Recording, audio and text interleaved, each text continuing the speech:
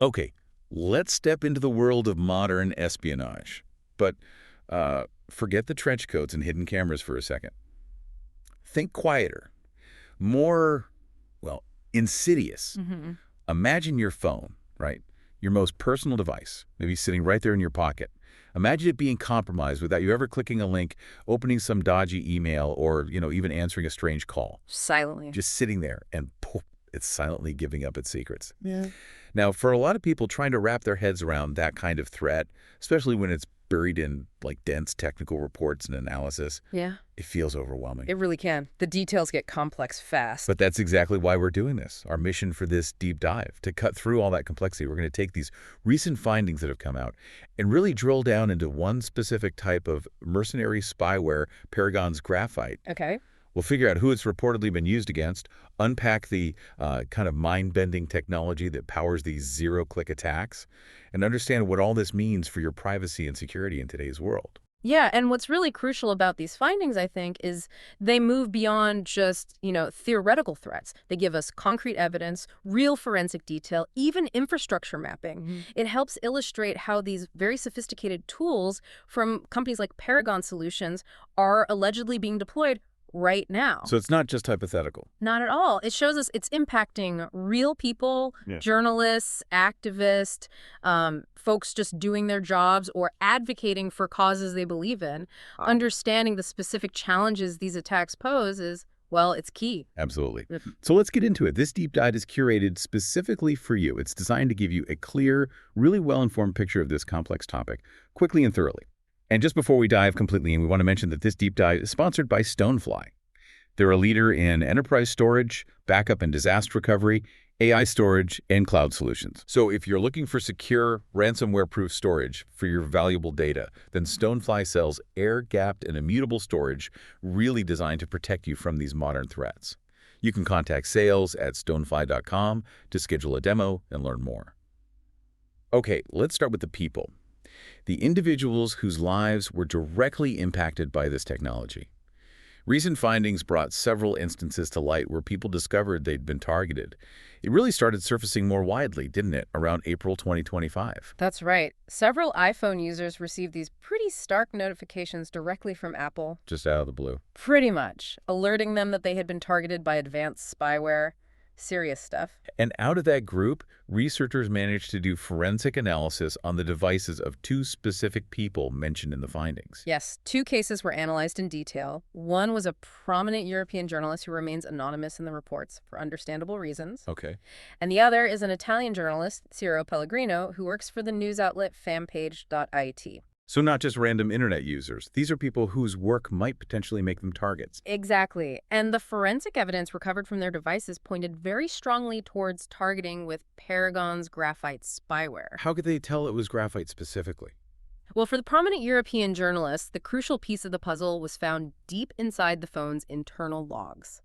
These logs showed the device making requests to a very specific server address, an IP address, 46.183.184.91. Okay, just a string of numbers to most people. What's special about that one? What made this IP address so significant was that during the period the journalist's iPhone was talking to, this was back in January and early February of 2025, when the phone was running iOS 18.2.1, this server displayed a unique digital signature. A signature, like a fingerprint. Exactly like a fingerprint. Researchers call this specific one Fingerprint P1. And based on their previous work, Fingerprint P1 has been confidently linked to infrastructure used by Paragon's Graphite spyware.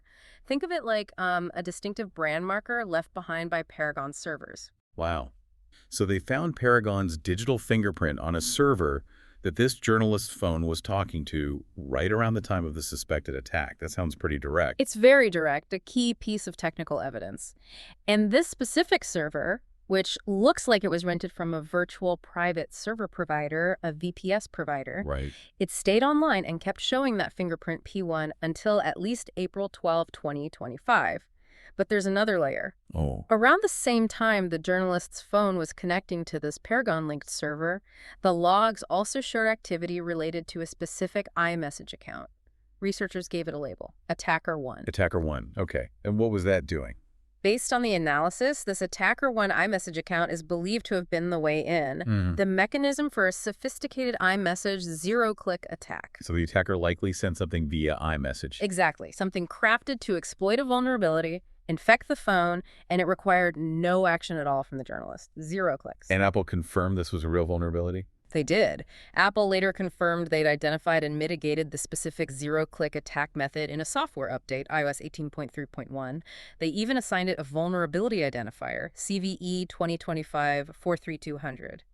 So yes, it was a real exploitable flaw that they fixed. Okay, that connects the European journalist to Graphite and this zero-click method. How did Ciro Pellegrino, the Italian journalist, fit in?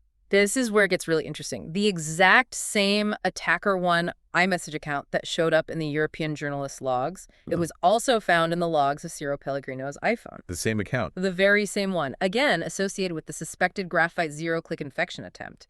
Finding the identical iMessage account involved in targeting both individuals, that's a powerful technical link. Which points towards the same operator, the same customer maybe, being behind both attacks. That's the strong inference, yes. Mercenary spyware companies typically set up dedicated infrastructure for each of their customers, so seeing both Fingerprint P1 and this Attacker 1 account consistently across multiple targets strongly suggests that the same specific Paragon customer or operator was responsible for targeting both the prominent European journalist and Ciro Pellegrino. And the focus on fanpage.it. Ah, It didn't stop at Pellegrino, did it? The findings also mention his colleague. that's right. Francesco Cancellato, another editor at fanpage.it, he also received a notification about being targeted with Paragon's Graphite spyware. But his alert came through WhatsApp, and it was on his Android device back in January 2025. An Android device this time. Is the evidence as clear there? Well, the forensic analysis on Mr. Cancellato's Android device was reportedly still ongoing at the time of these findings. But, the fact that a second journalist at the very same news organization was targeted with Paragon's technology, it strongly suggests a specific, focused effort targeting fanpage.at. Like a cluster. Exactly. Researchers viewed this as a distinct cluster of cases, something that really warranted particular attention to understand the potential reasons and, importantly, the specific entity behind it. And it wasn't just journalists being targeted in Italy, right? The reports also mentioned people connected to civil society, particularly around migration issues. Yes, absolutely. Notable among these are Luca Casarini and Dr. Giuseppe Beppe Caccia. They are founders of a refugee aid organization called Mediterranean Saving Humans. And they were targeted how? They both received WhatsApp notifications indicating they had been targeted with Paragon spyware. Okay, so WhatsApp alerts for them. And then there's David Yambio. He's mentioned as a close associate of Mr. Casarini and Dr. Caccia. Interestingly, Mr. Yambio received an Apple notification way back in November 2024. Before the others. Yes, before the WhatsApp notifications his colleagues got. His alert warned him he'd been targeted with unspecified advanced spyware on his iPhone. Unspecified at that time, but given the connections. The context certainly raises questions, yes. And one more individual, Father Mattia Ferrari, who is the chaplain of Mediterranean Saving Humans. He also received a Meta notification, that's Facebook's parent company, in February 2024. What did his notification say? It mentioned government-backed targeting, which was similar to a notification Mr. Casarini had received around that same time. Okay, so let's try and put this initial picture together. We're seeing a pattern emerge, aren't we? Specific individuals, journalists investigating sensitive topics, civil society figures working on things like refugee aid. They were targeted with a particular company's spyware, Paragon's Graphite, often using these really stealthy zero-click methods. Right. The methods are key. And a crucial point here seems to be how they often found out. It wasn't necessarily because they noticed something was wrong with their phones. It was through these direct notifications from the big tech companies whose platforms were potentially exploited in the attacks Apple, WhatsApp, Meta. That's a hugely important factor. Without those warnings, these cases, well, they likely would have remained completely unknown to the targets and maybe to the public as well. Okay, that brings us squarely to the technology itself. What makes these zero-click attacks so incredibly powerful and, frankly, unsettling? Let's really try to break down what that term means and how it actually works. Right. The name zero-click really tells you the most important thing up front. It requires absolutely no action from the person being targeted. None. No clicking, no opening, no answering calls, nothing. Nothing at all. You don't have to tap on a malicious link. You don't have to download a file. You don't open a suspicious attachment. You don't even have to answer a phone call. The infection happens silently, completely in the background, simply by your device receiving some specially crafted data. So it completely bypasses the user's own awareness, their ability to spot something fishy or make a safe choice. Exactly that. It effectively neutralizes user awareness and caution. Even someone who's incredibly digitally savvy, meticulous about security, someone who would never fall for a typical phishing attempt, they are still potentially vulnerable to a sophisticated zero-click exploit. And they leave fewer traces. Much fewer. Because it happens silently, there are far fewer obvious signs of malicious activity left behind. That makes it significantly harder for the victim, or even security tools, to detect that anything has happened. How do they work, generally speaking? Well, based on what's understood, they typically work by exploiting vulnerabilities, flaws within software. Often, these are flaws that were previously unknown even to the software vendor themselves. 0 days. Precisely zero-day vulnerabilities, because the developers have had 0 days to fix them when the attacker discovers and weaponizes them. So the attacker finds the secret door, basically. One the building architect didn't even know existed. That's a really good analogy, yeah. They don't need to trick you into opening the front door, which is what social engineering does. They find this undiscovered structural flaw and exploit it directly. What kind of apps do they target? They often target applications that are designed to automatically receive and process incoming data from potentially untrusted sources. Think about messaging apps they constantly receive and process messages, images, videos, other data packets from anyone. Like iMessage or WhatsApp? Exactly. Email clients too, or even certain functions within web browsers that handle specific file types automatically. These are all potential entry points. And the attacker sends what? A poisoned message? Sort of. They send a piece of specially crafted data. It could be hidden within a text message, embedded in an image file, maybe even just specific network traffic directed at the device. This data is designed to trigger that zero-day vulnerability. So the app tries to process it normally. Right. And when the vulnerable app tries to process this malicious data, instead of just, say, displaying the message or showing the image, it inadvertently executes malicious code planted by the attacker. That code then allows the spyware to install itself. And sometimes the malicious message or call might not even remain visible on the device afterwards. It could be deleted automatically. Making it even harder to trace. Absolutely. And you mentioned messaging apps are prime targets because they're linked to phone numbers. Yes, that's a key factor. Phone numbers are widely used identifiers. That makes it relatively straightforward for an attacker or maybe a surveillance operator working for a government to target a specific individual using just their phone number as the entry point for these messaging-based exploits. The material we looked at mentioned some pretty high-profile examples of zero-click attacks from the past. These really underscore how potent this method is. Oh, definitely. Like the infamous 2021 Apple zero-click exploit known as force entry that was used by NSO Group's Pegasus spyware. I remember that one. Yeah, it was notable because it even managed to bypass Apple's Blast Door security feature at the time. Blast Door was specifically designed to contain and neutralize potentially malicious content sent via iMessage, but forced entry found a way around it. It just showed the extreme sophistication involved. And there was a WhatsApp one, too. Right. Back in 2019, there was a vulnerability in WhatsApp that could apparently be triggered simply by placing a missed call to the target device. That missed call was enough to allow spyware to be loaded onto the phone. Wow. And the Jeff Bezos case? That was widely reported in 2018.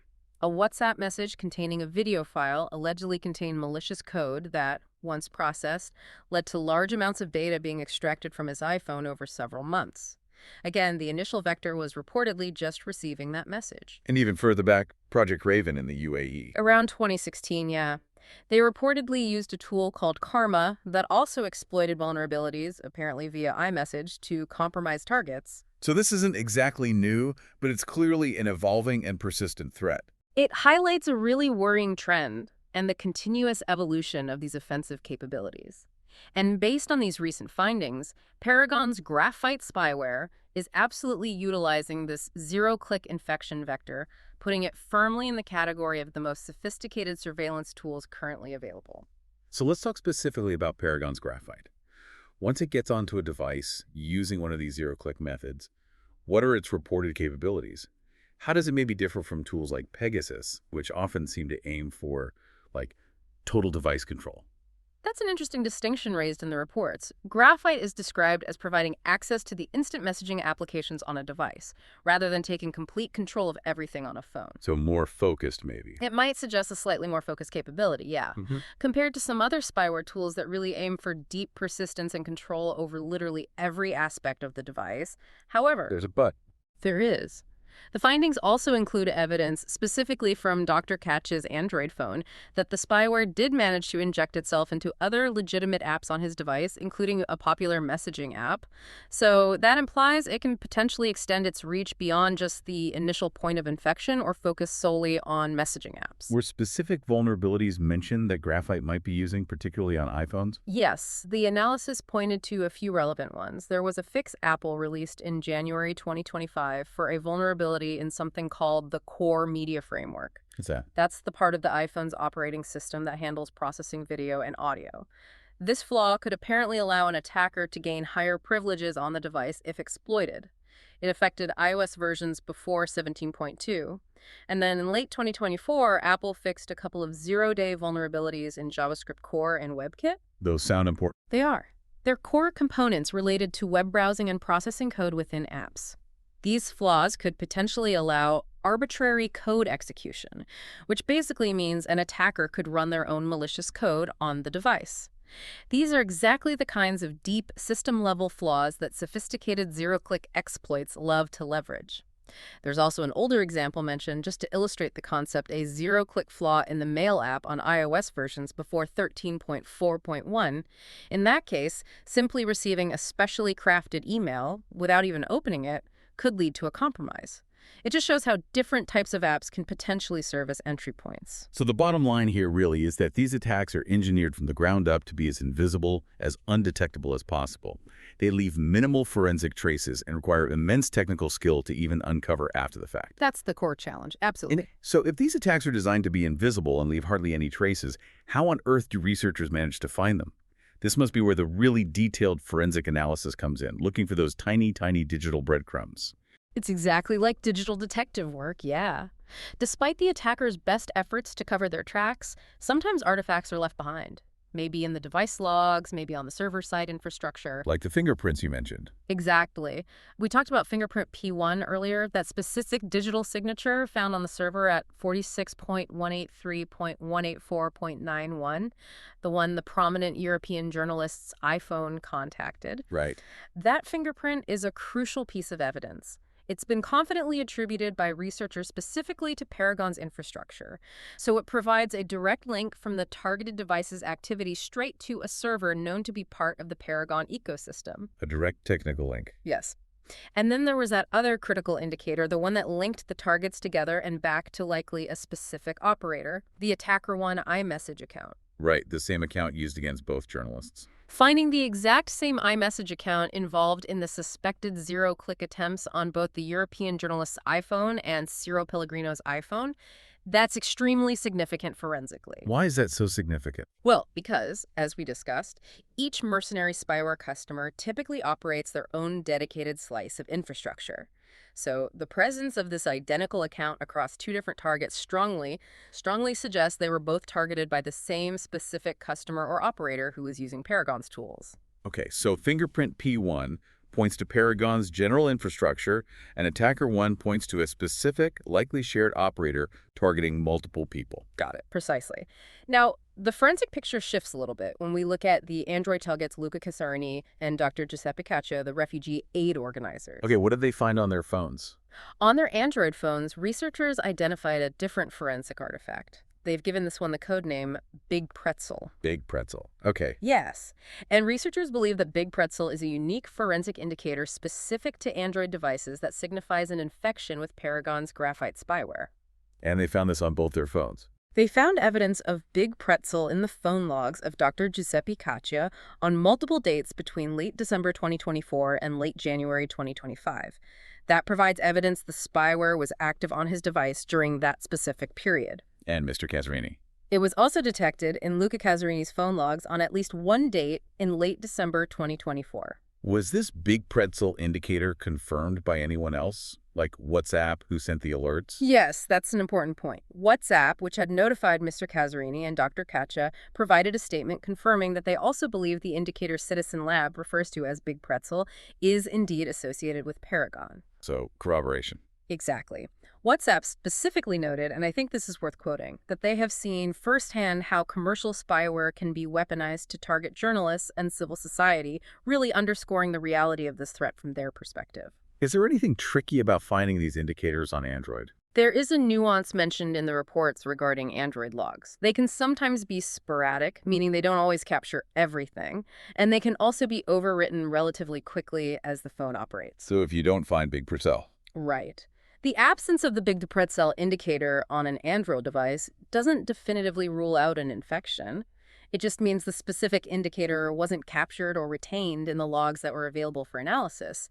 It's a limitation of the logging mechanism itself. And didn't you mention the spyware spread on Dr. Kashia's phone? Yes. The analysis of Dr. Cash's phone also showed evidence that the spyware had managed to infect 2 other legitimate apps installed on his device, including a popular messaging app. This demonstrates its capability to inject itself into existing processes, moving beyond the initial entry point. Okay, now what about David Yambio's iPhone? His case seemed a bit different initially, linked contextually, but maybe without those same Paragon indicators. That's right. In David Yambio's case, a different iPhone forensic indicator was discovered. Researchers termed this one small pretzel. Okay, Big Pretzel on Android, Small Pretzel on iPhone. What was Small Pretzel? It manifested as something described as implausible CloudKit activity relating to the Apple count process. This was observed on June 13, 2024. CloudKit and Apple account. Those sound like normal Apple things. They are. They're legitimate Apple services related to syncing data with iCloud and managing Apple accounts.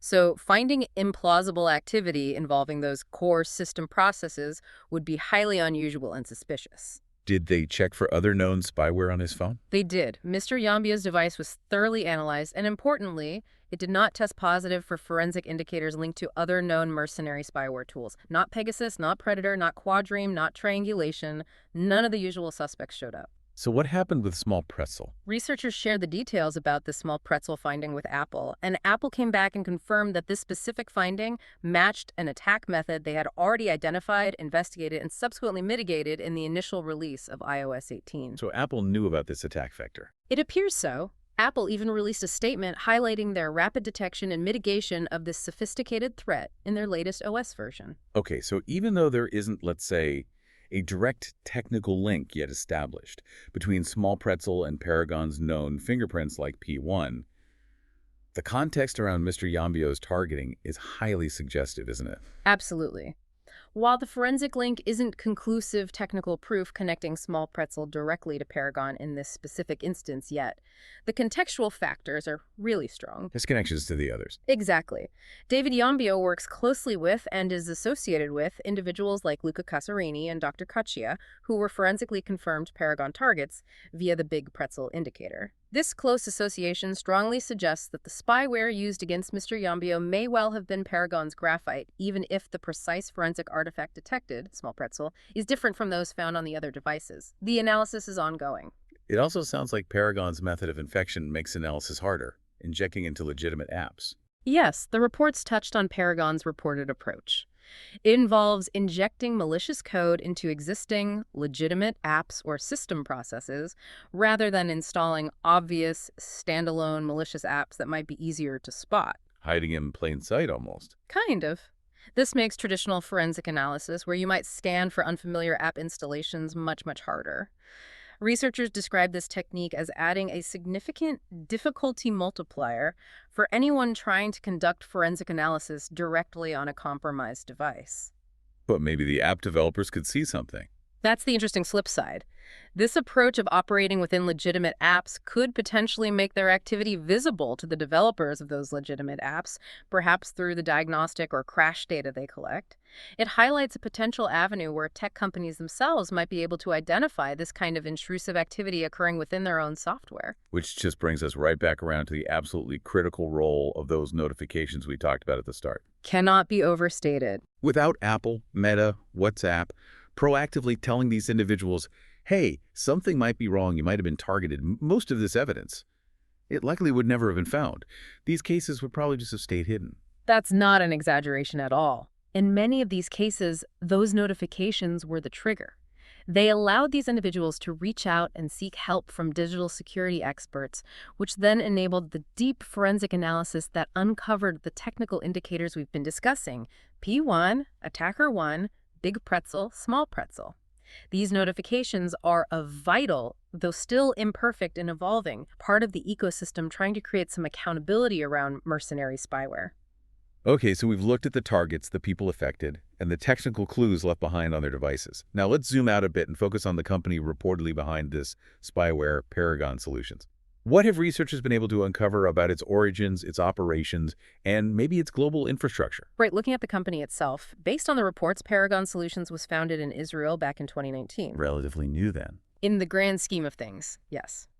And it has some pretty notable figures among its co-founders, including Ehud Barak, who, as many know, served as a former prime minister of Israel. Wow. Okay. And also Ehud Schneerson, who's a former senior official from Israel's renowned Unit 8200 Intelligence Corps. So deep connections to the Israeli intelligence community from the start.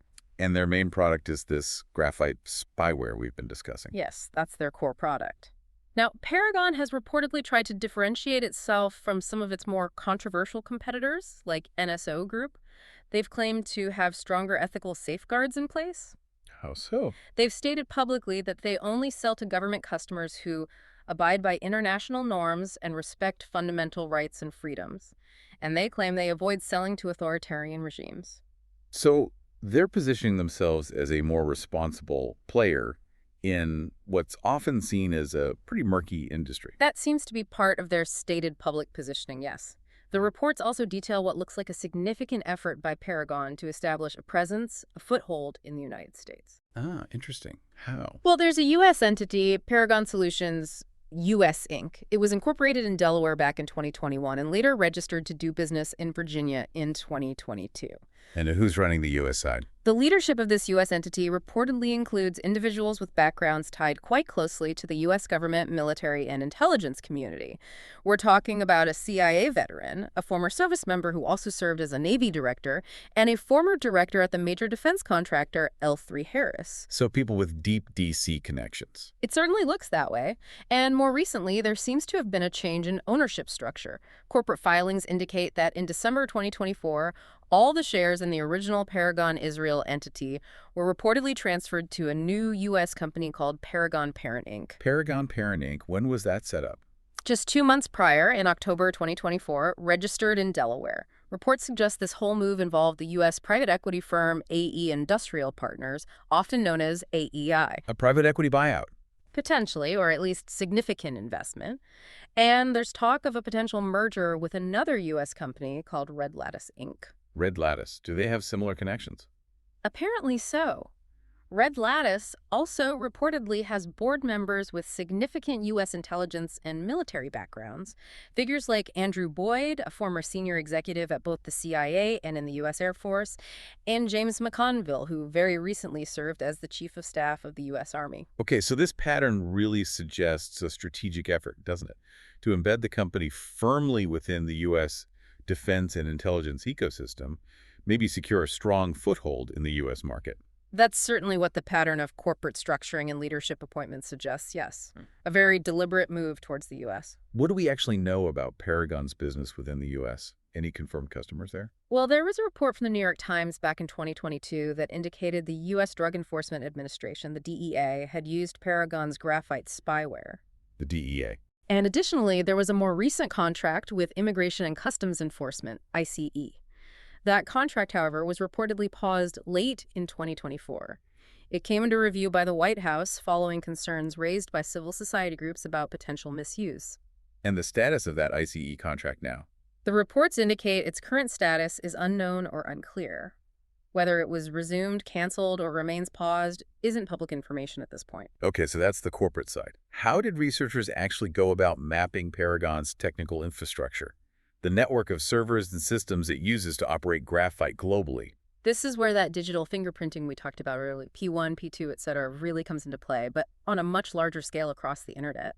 Researchers used these specific digital identifiers, these fingerprints, found on things like TLS certificates. Those are the security certificates websites use. Exactly. Digital credentials servers use to prove their identity and encrypt traffic. They looked for these fingerprints on certificates and also on web pages hosted on servers to identify related servers across the globe. And they found different layers. Yes, they identified what they described as different layers of infrastructure. Tier 1 servers seem to be the victim-facing layer. These are often hosted on large cloud computing platforms, and they're the servers that targeted devices, like that European journalist's phone, would likely communicate with initially. These servers typically matched fingerprint P1, reinforcing that connection back to the spyware. Okay, that's Tier 1. What about Tier 2? Then there's what they call Tier 2 infrastructure. Researchers suspect these might be the actual endpoints operated either by Paragon itself or, more likely, by its government customers. And where were these Tier 2 servers found? These Tier 2 nodes were often found using IP addresses obtained from local telecom companies in various countries, rather than generic cloud providers. And these servers matched the other fingerprints, P2, P3, and P4. How strong were the links back to Paragon itself? The links back to Paragon seemed strongest in Israel. They found IP addresses in specific ranges located in Israel that returned these Tier 2 certificates. And crucially, at various times, web servers at these same Israeli IPs also returned web pages with the title simply saying Paragon. Ah, okay. Pretty explicit. Quite. Additionally, they found certificates matching fingerprint P4 that had the organization name listed as Graphite and a common name attribute like installer server. Yeah. That kind of terminology, installer server, is similar to what other spyware vendors use for parts of their back-end infrastructure. So putting that together, the specific digital fingerprints, the company named Paragon, the product named Graphite, all linked to infrastructure located physically in Israel. That sounds like pretty strong evidence for attribution, doesn't it? It really does. The combination of these distinct digital markers, the association with the known company and product terminology, and the geographical links back to infrastructure in Israel provides a compelling body of circumstantial evidence. It strongly supports attributing this whole network of infrastructure to Paragon and its operations. And based on mapping out this infrastructure, particularly those Tier 2 servers on local telecom networks, researchers were able to identify potential Paragon customers in several countries. That's right. They identified countries where these Tier 2 certificates were found hosted on IP addresses that were procured from local telecom companies. The presence of these specific certificates on IPs tied to local networks strongly suggests they belong to customer deployments within those countries, rather than just being part of Paragon's core global infrastructure. Which countries were mentioned? The countries mentioned where the suspected customer deployments were found include Australia, Canada, Cyprus, Denmark, Israel itself, and Singapore. Okay, quite a list. They also found IPs linked to a German data center that returned Tier 2 certificates with various internal-looking code names. These could potentially belong to Paragon itself, perhaps for testing or development, or maybe to another customer hosted there. Let's focus in a bit more on that potential Canadian customer. That was highlighted particularly in the reports, wasn't it? What did the researchers find there? Yes, the Canadian finding is where the mapping gets quite specific and, frankly, quite concerning. The IP address identified for a suspected Canadian customer, which researchers had internally codenamed CAP, was linked using publicly available ARN data. That's the Registry for North American IP Addresses. Correct. That ARN data linked the IP address to customers of a company called Integrated Communications, and all of these customers were located physically within the province of Ontario. Okay, and this specific customer? This is the crucial part. One of the registered street addresses listed for these integrated communications customers matches the publicly known address of the Ontario Provincial Police General Headquarters. Oh, the OPP headquarters. That's what the data indicates. This finding is then placed within the broader context of Canadian law enforcement's known use of advanced surveillance tools. The Ontario Provincial Police, the OPP, has previously been linked in reports and inquiries to the use of cell site simulators devices often called stingrays, which can track phones. Right. And also to technologies reportedly capable of scraping data from online chat rooms, allegedly without needing specific judicial authorization in some cases. So a history of using sophisticated tech. What are actual spyware, like Graphite? Well, furthermore, Canada's National Police Force, the Royal Canadian Mounted Police, the RCMP, has publicly disclosed that they have been using what they call on-device investigative tools, or ODITs, that's essentially their term for spyware or government hacking tools since 2017. They confirmed using tools from an unnamed vendor in dozens of investigations. But they won't say which vendor or if other agencies use them. Correct. The RCMP has refused to disclose the vendor's name, and they haven't confirmed if other Canadian police agencies use these ODITs. However, public court records apparently suggest that the OPP, the Ontario Provincial Police, did use the RCMP's ODITs in at least one investigation back in 2019. So the OPP might have access through the RCMP even if they don't procure it directly. That seems possible based on that record. And the analysis goes on to point towards what it calls a growing ecosystem of spyware capability among Ontario-based police services. It notes that other major police services in Ontario, including those in Toronto, York Regional, Hamilton, and Peel, are now also reported to either possess these types of ODITs or are actively seeking authorization to deploy them. So this capability seems to be spreading quite rapidly within law enforcement in Ontario and potentially across Canada. That's the picture that emerges from putting together the infrastructure finding, the public disclosures, court records, and reports. It indicates that government entities, specifically law enforcement, in established Western democracies, are indeed acquiring and likely deploying these highly sophisticated surveillance tools. How did Paragon itself respond when the researchers presented these findings, including the potential link to the OPP, to them before publishing? As is standard practice for responsible researchers, they contacted Paragon before publication. They provided Paragon with a summary of their findings and gave them an opportunity to comment. And did Paragon comment? Paragon's executive chairman did provide a response. He stated that the summary contained several inaccuracies. However, he declined to provide specific details about what those alleged inaccuracies were. Why not? He cited confidentiality requirements related to their customers, as well as legal and national security restrictions, as reasons for not being able to elaborate further without seeing the full, detailed report, which hadn't been published yet. How did the researchers view that response? They noted in their report that this kind of response asserting opacity, claiming unspecified inaccuracies without providing corrections, is a fairly common tactic. It's often used by companies in the mercenary spyware industry to try and frustrate public accountability and transparency efforts. They stated they welcomed further specific clarification from Paragon once the full report was available, but as of the time the reports came out, that specific detail hadn't been provided by the company. Yeah, it certainly seems like a familiar playbook we've seen from this industry before when faced with critical findings. Okay, so when reports like these surface, alleging that journalists and civil society figures are being targeted, especially potentially with government-purchased tools, there's inevitably going to be a political reaction.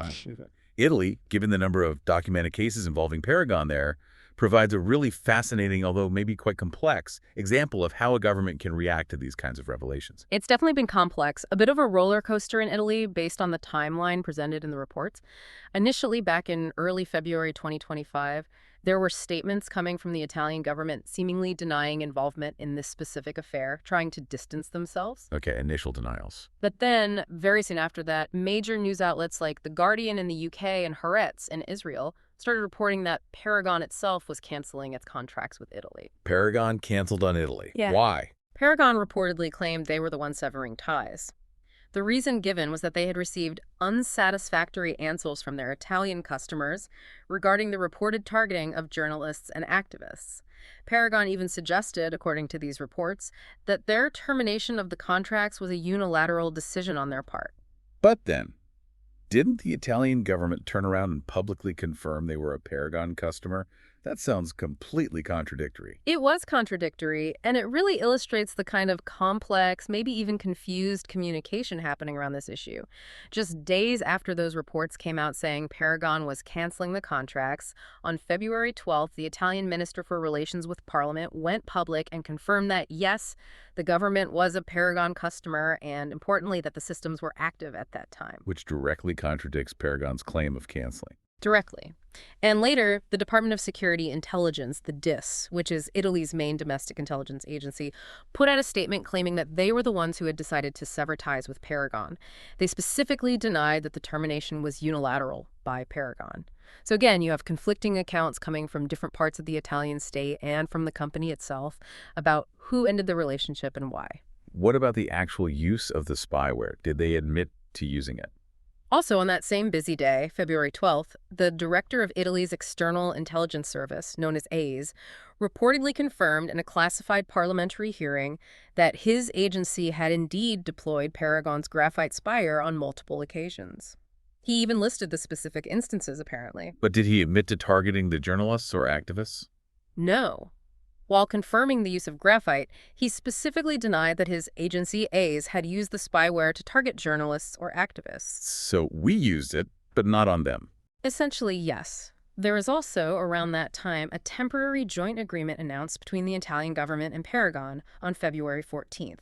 They agreed to suspend the deployment of the spyware temporarily, pending an investigation into all these allegations. A pause. A pause, yes.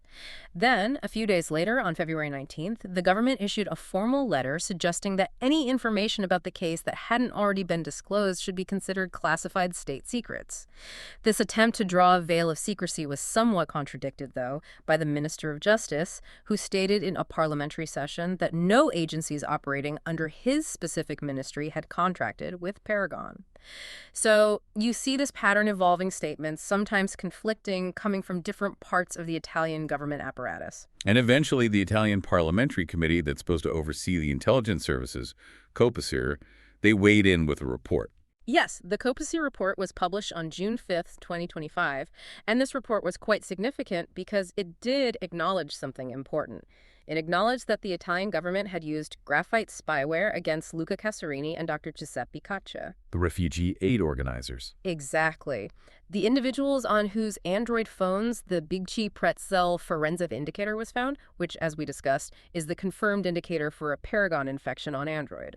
So COPASIR confirmed the government used it against those two specific individuals linked to Mediterranean saving humans. But what about the journalists? Particularly Francesco Cancellato at fanpage.ed. This is where the COPASIR report becomes more controversial. It stated that the committee was unable to determine who might have targeted Francesco Cancellato with graphite. This conclusion seemed to effectively dismiss the claims and the circumstantial evidence suggesting that Italian agencies could have been responsible for targeting him, despite him being a colleague of Ciro Pellegrino, whose targeting was linked to the Attacker One account. So they acknowledged using it on the activists, but claimed they couldn't figure out who used it on the journalist. That was the finding of the COPASIR report, yes. Now, didn't Paragon offer to help Italy figure out who targeted Mr. Cancellato? I remember reading that. Yes, that's another intriguing part of the story. According to a report in Harrods on June 9th, Paragon actually made an offer to assist the Italian government with this specific question.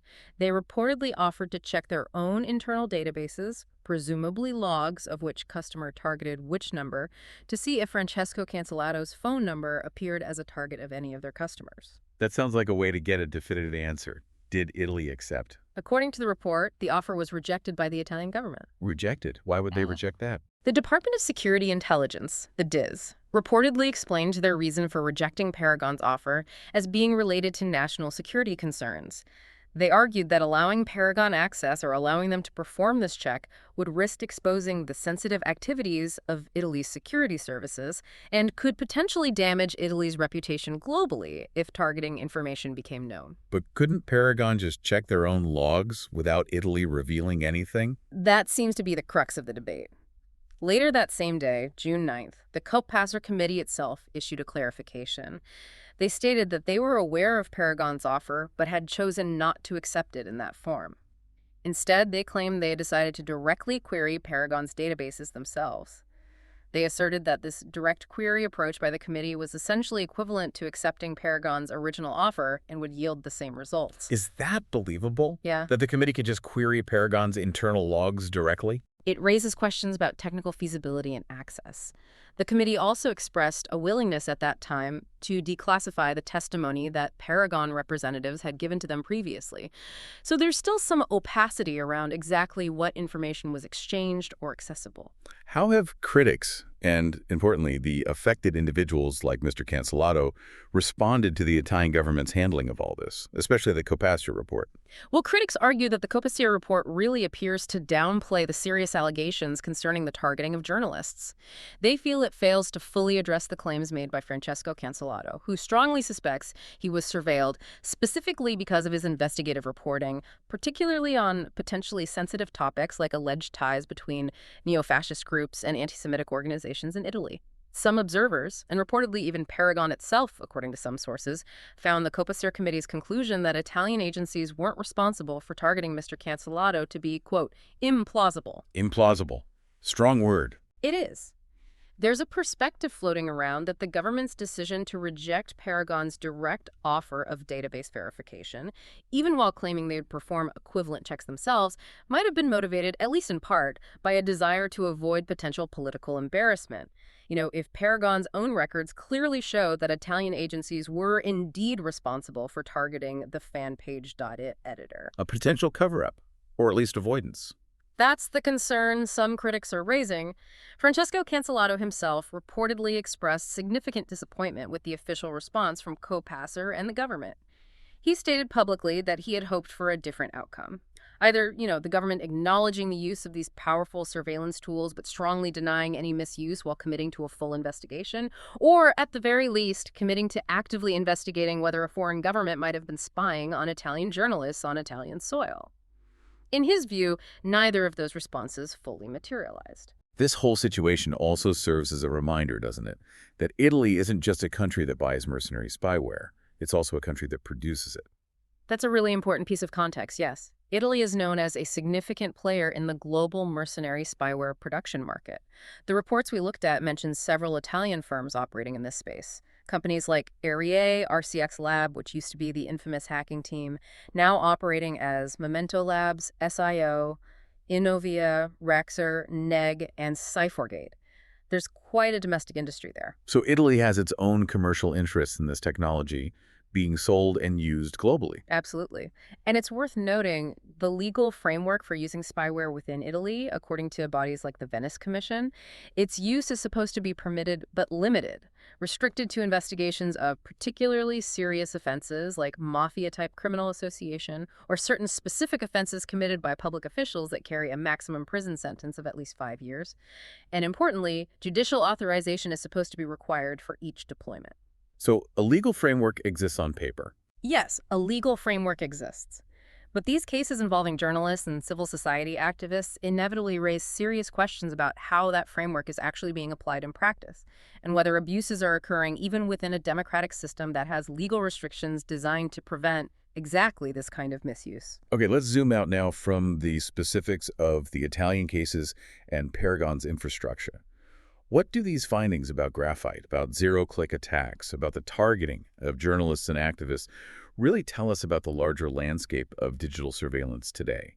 And maybe more importantly, what are the implications for human rights globally? I think these cases are really illustrative of a profound and growing challenge we face worldwide, and that's the, frankly, often unchecked proliferation of incredibly powerful digital surveillance technology, developed and sold by private companies, often with minimal oversight, to governments all around the world. And governments argue they need these tools, right?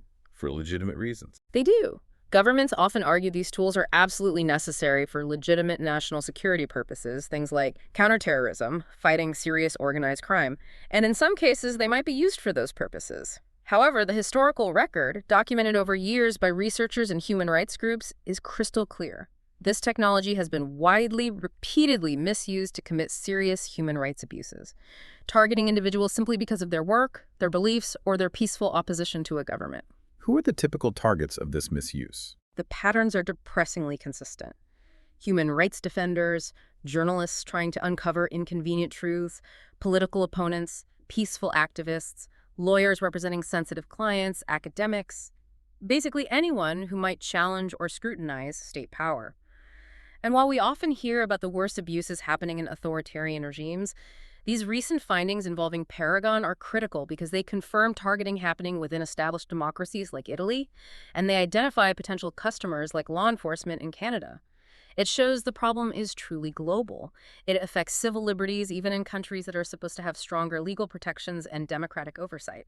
Groups like the EFF and Citizen Lab have been warning about this for a while. For years, organizations like the Electronic Frontier Foundation, EFF, Citizen Lab at the University of Toronto, Amnesty International Security Lab, Privacy International, they've been at the forefront of documenting these abuses, identifying the technologies, mapping the industry, and raising alarms about the profound risks this poses to fundamental rights everywhere.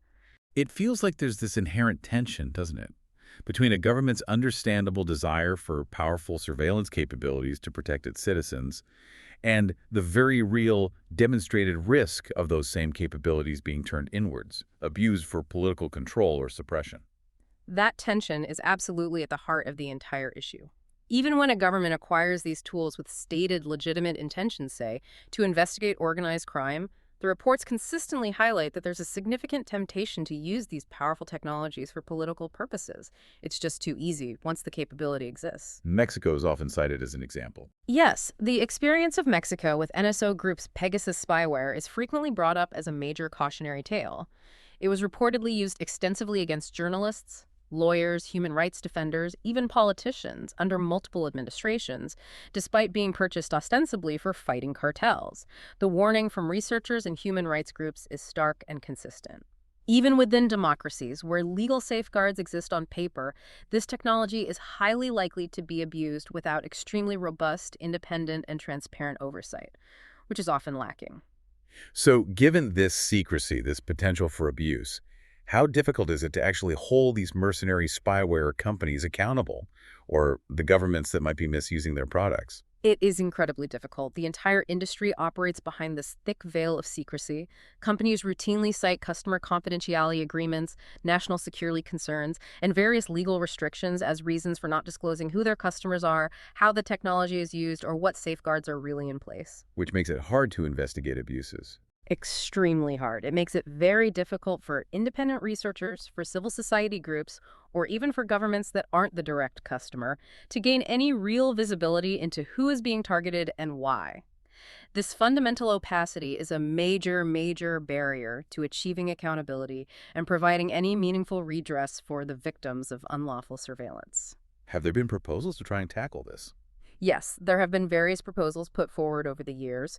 One of the most prominent suggestions, advocated by researchers and even echoed by a UN Special Rapporteur on freedom of expression, is the idea of a temporary moratorium. A moratorium, like a complete pause. Essentially, yes. A pause on the sale, the transfer, and the use of this type of highly intrusive surveillance software until a robust, transparent, human rights compliant regulatory framework can be developed and actually implemented globally. The idea is to stop the harm from spreading further while we figure out how to control it. What about making the companies behave more responsibly? That's another key avenue pushing for responsible corporate behavior. But this has to go way beyond just having a glossy human rights policy statement on a company website. Like the NSO example you mentioned. Exactly. NSO Group's human rights policy is often raised as an example. On paper, it sounds pretty good. But critics consistently point to a significant gap between the stated policy and the reported actions and impacts of their Pegasus spyware globally.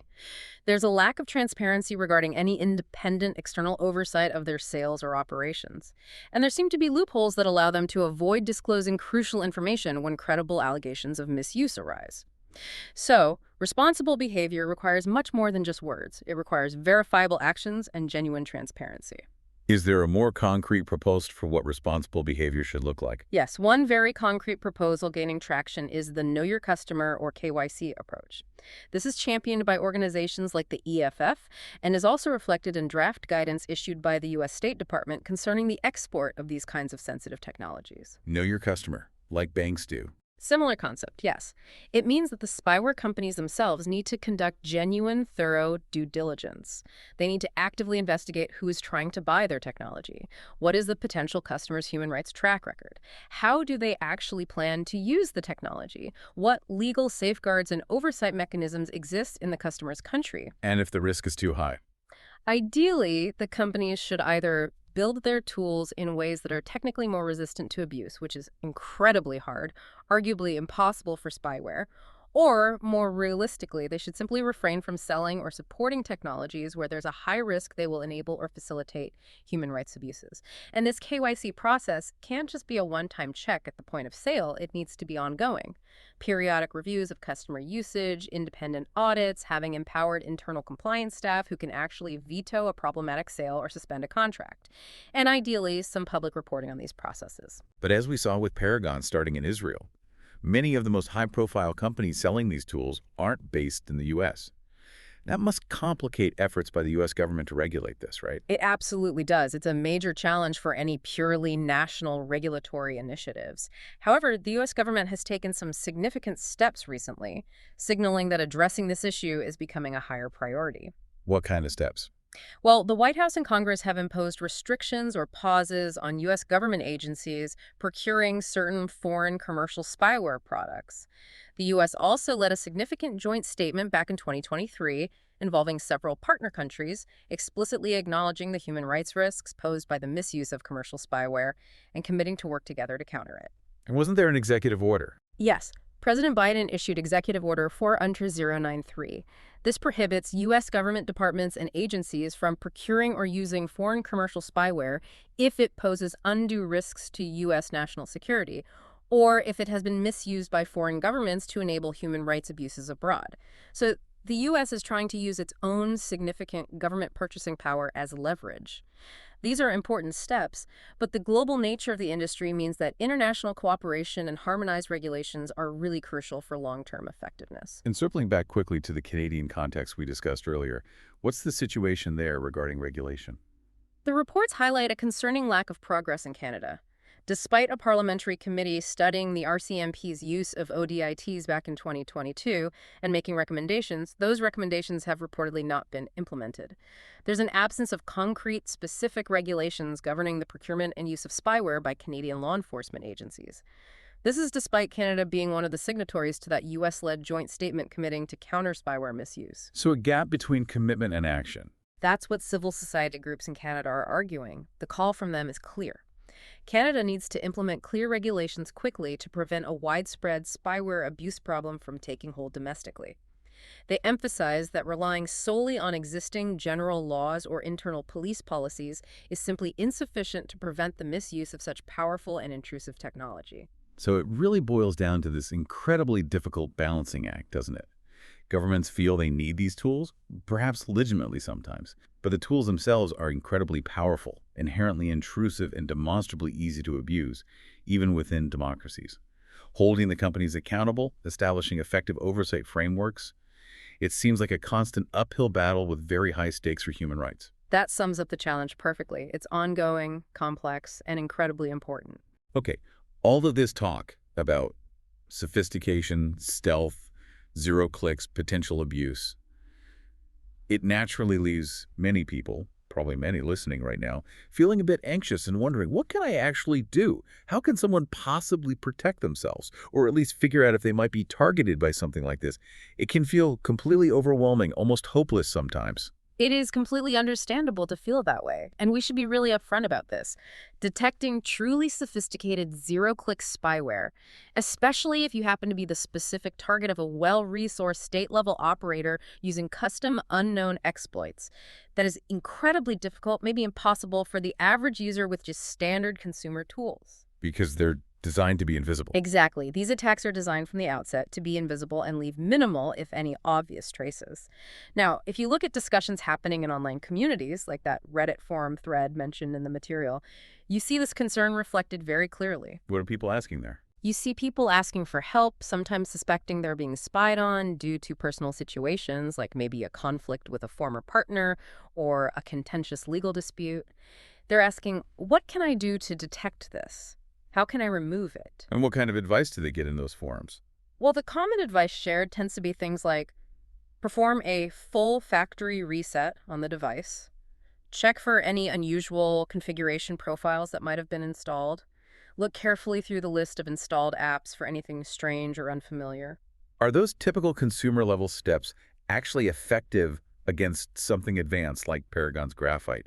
Just to take the factory reset first. Does that work? A factory reset is often recommended, and generally it's a pretty effective way to wipe a device clean and remove most types of malware or unwanted software. It can be effective against many kinds of infections, yes, but it is a significant step. You have to back up all your data first, then wipe the phone, then restore everything. It's a real hassle. And while the factory reset should remove the spyware itself that's currently on the device, there's a theoretical risk. If the underlying vulnerability that allowed the initial zero-click infection to happen is still unpatched on the device after the reset, The attacker could potentially just hit it again. potentially, yes, if they still have the means and the motivation. The idea mentioned in that forum that an attacker could simply reinstall without your knowledge, after a reset in the context of these sophisticated zero-click exploits, that becomes much, much less likely if the device's operating system is kept fully updated. Because these exploits usually rely on specific, often quickly patched vulnerabilities, once Apple fixed that CVE 2025-43200 vulnerability in iOS 18.3.1, for instance, that specific attack method used by Graphite should no longer work on an updated phone. Updates are key. What about checking things like certificate trust settings, which someone mentioned on Reddit? Is that helpful? Checking certificate trust settings on an iPhone is generally good security practice. It can help you spot certain types of attacks, particularly man-in-the-middle attacks, where someone might be trying to intercept your encrypted internet traffic by tricking your phone into trusting a fake root certificate. But not for finding spyware like Graphite. Generally, no. That's not how zero-click spyware typically gets installed.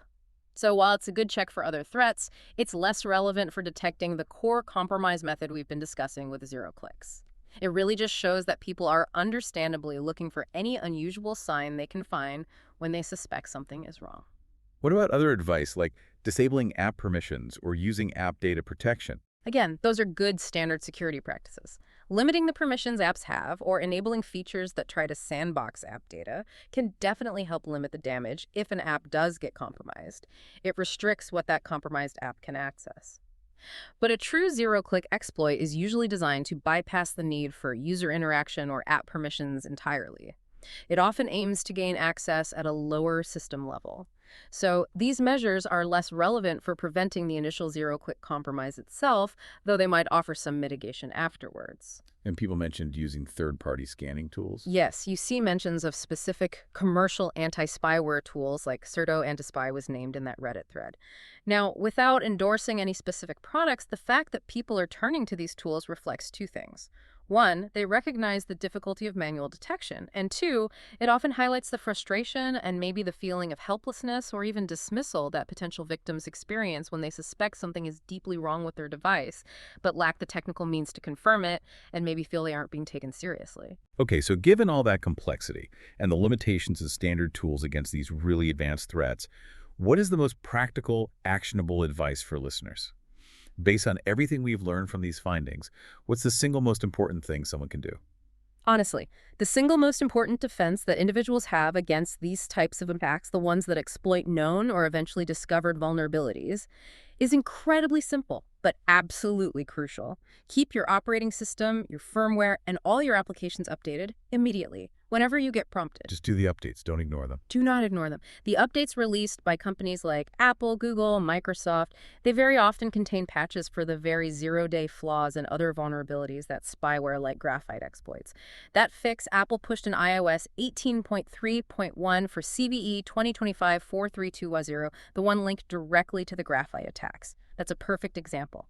By updating your device promptly, you are effectively closing the doors that these specific known exploits use to get onto your device in the first place. It's your primary shield. Okay, updates first and foremost.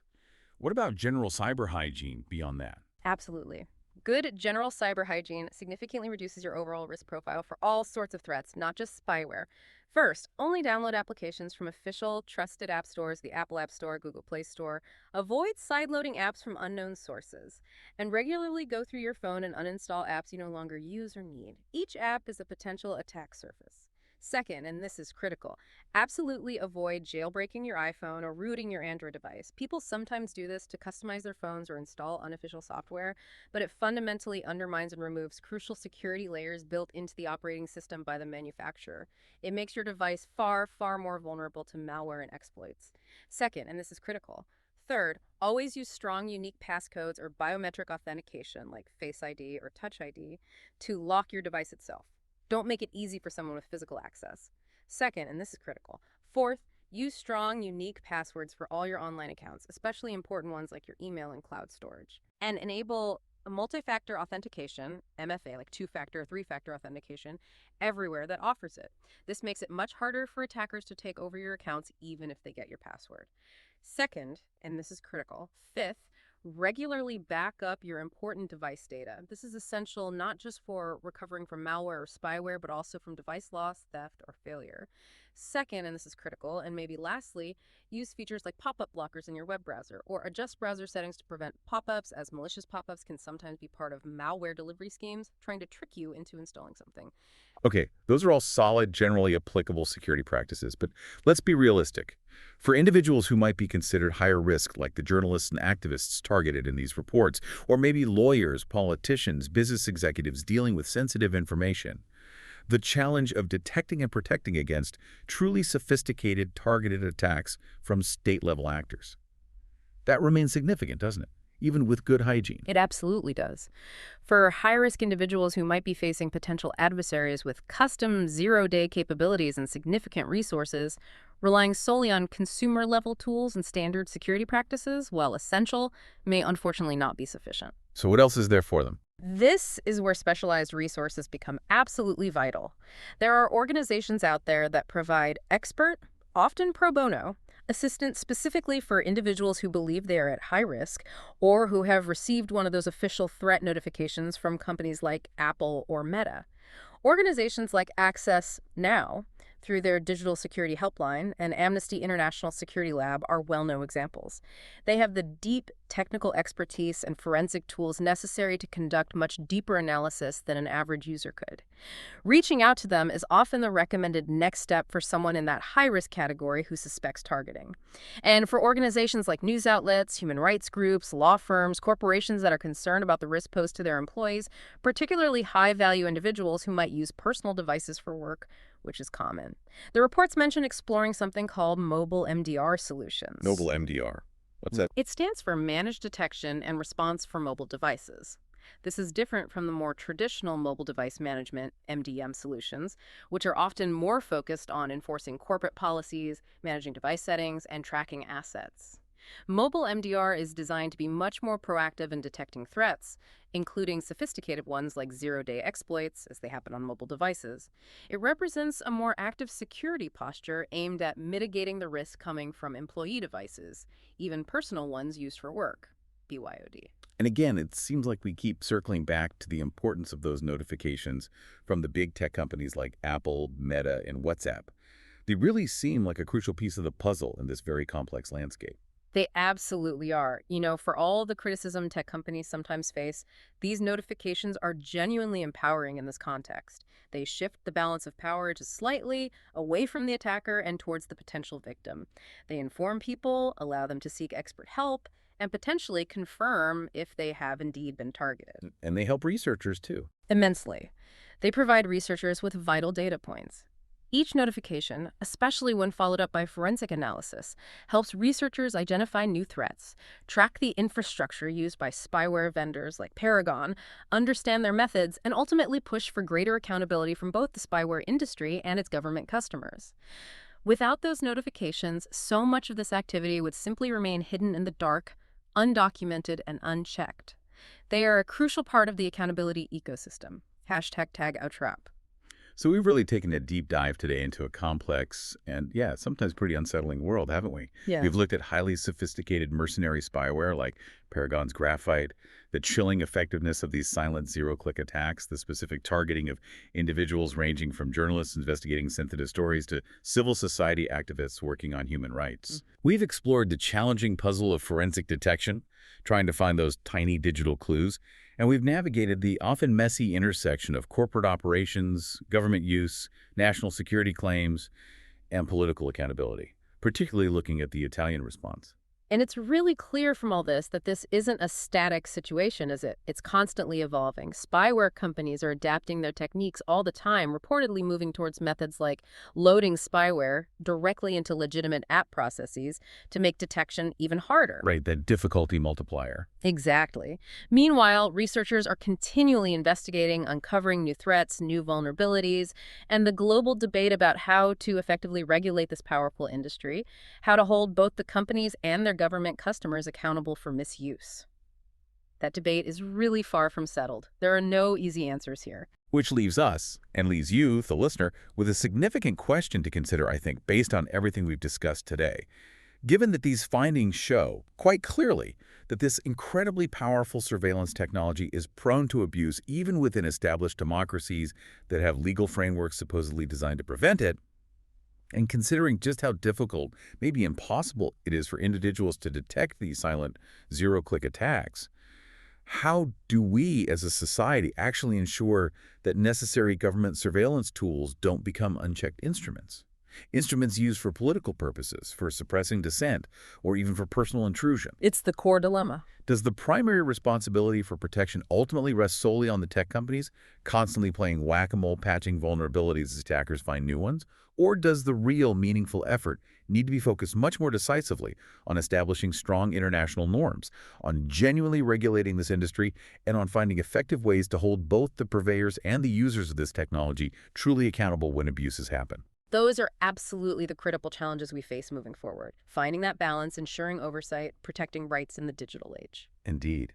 Well, thank you for joining us for this deep dive today. We really hope it's helped you understand this critical and complex issue a little bit more clearly. And one more time, we want to thank our sponsor. This deep dive was sponsored by Stonefly, a leader in enterprise storage, backup and disaster recovery, AI storage, and cloud solutions. If you're looking for secure, ransomware-proof storage, remember that Stonefly sells air-gapped and immutable storage that can really help stand up to modern threats. You can contact sales at stonefly.com to schedule a demo. We'll be back soon with another deep dive into the topics and findings that matter to you. Until then, stay curious, stay informed, and please stay safe out there in the digital world.